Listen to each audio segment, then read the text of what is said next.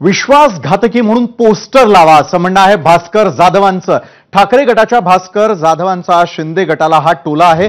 वरळीमध्ये नकली शिवसेनेचा वर्धापन दिन साजरा होतोय अशी थेट टीका जाधवांनी आता केलेली आहे।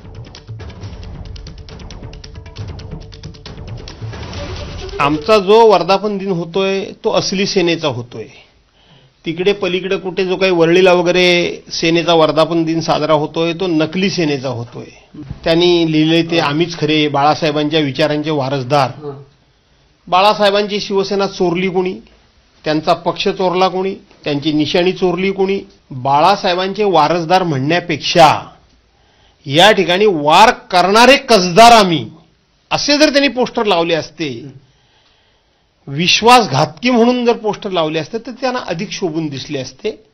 तर आता भाजपच्या गोटातून एक मोठी बातमी। महाराष्ट्र भाजप कुणा एका नेत्यावर अवलंबून